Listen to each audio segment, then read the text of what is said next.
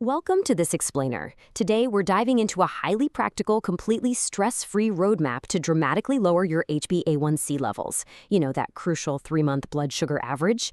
And we're going to talk about doing it without relying on pure willpower. We're looking at directly actionable, doctor-backed strategies that shift the focus entirely away from grueling diets and lean heavily into smart environmental design.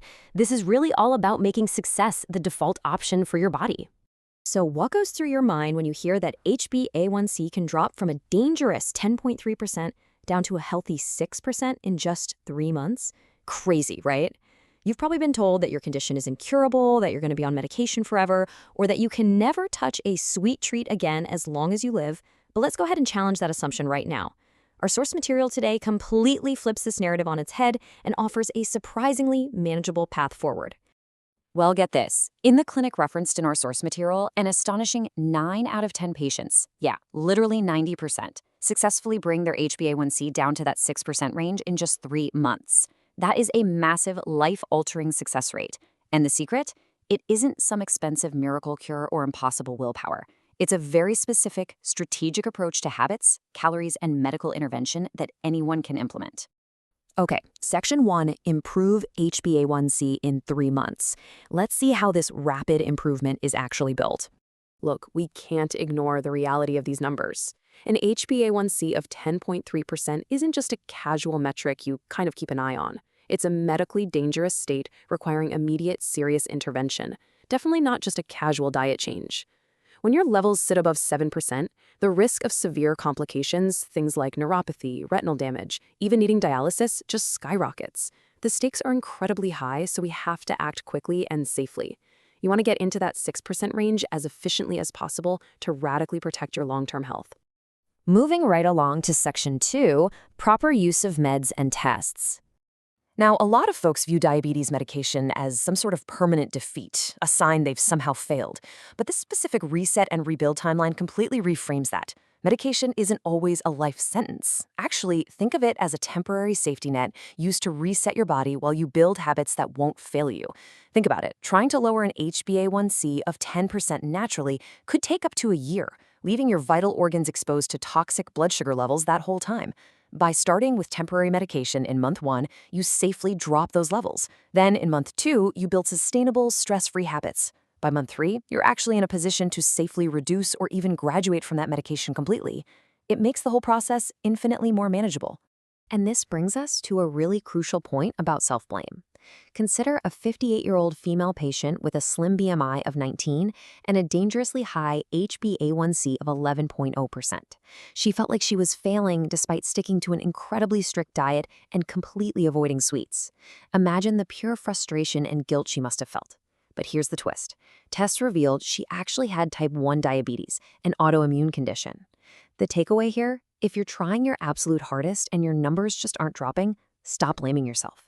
You might simply need proper testing for insulin secretion or antibodies. Your strategy might be meant for the completely wrong condition. All right, Section 3, the carb and calorie trap. Let's tackle the biggest myth out there, the idea that you have to completely cut out white rice and bread to lower your blood sugar. We've literally villainized a harmless slice of bread.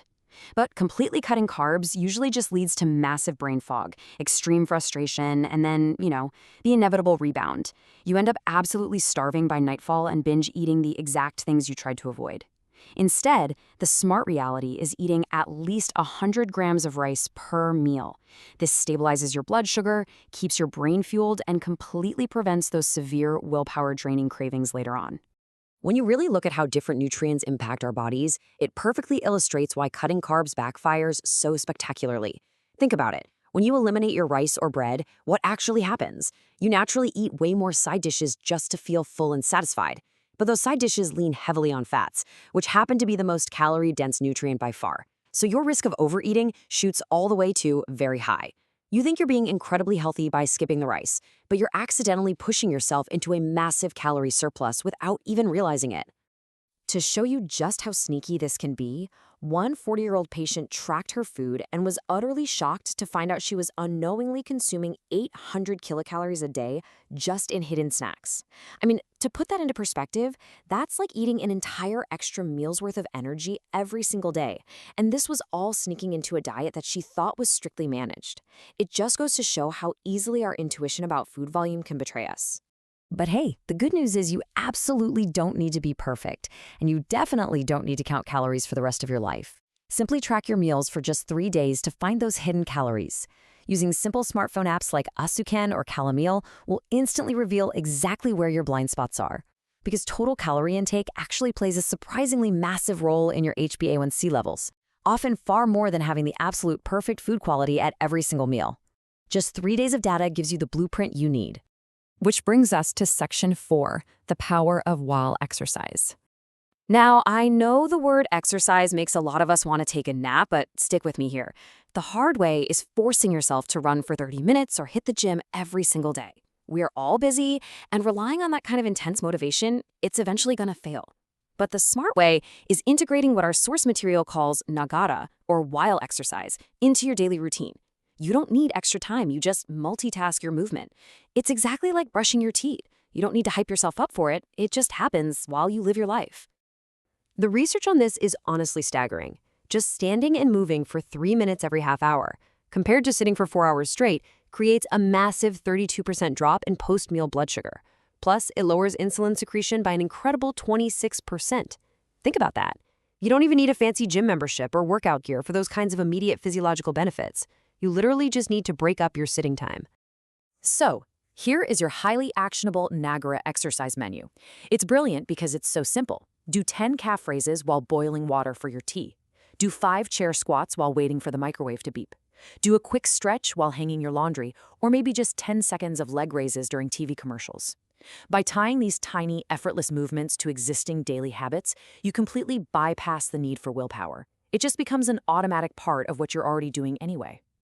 Finally, we have Section 5, Systems to Prevent Stress Eating. Let's talk about the heavy emotional burden of the nighttime binge and that intense guilt that always follows. This is where so many people just throw their hands up and quit.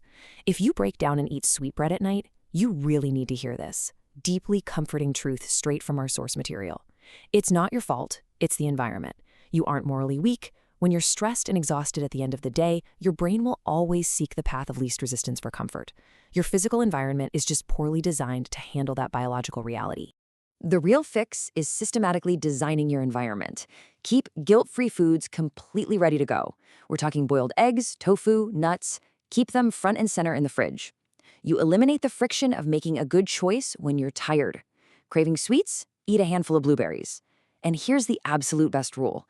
If you slip up and binge, don't spiral into self-hatred. Forgive yourself and just walk for 10 minutes afterwards. Abandon the impossible goal of perfection and focus purely on building systems that gently support you. You now have the exact doctor-backed tools to reset your health in 3 months. It's not about blind restriction or white-knuckling through hunger. It's about smart carb intake, finding your hidden calories, doing tiny movements throughout the day, and creating a foolproof environment. So I have to ask, will you continue punishing yourself with diets and workouts that demand endless willpower? Or are you ready to finally change your environment? What small change will you make today to guarantee your success? Thank you so much for joining me on this explainer, and I hope this fresh perspective gives you the confidence to truly take control of your health.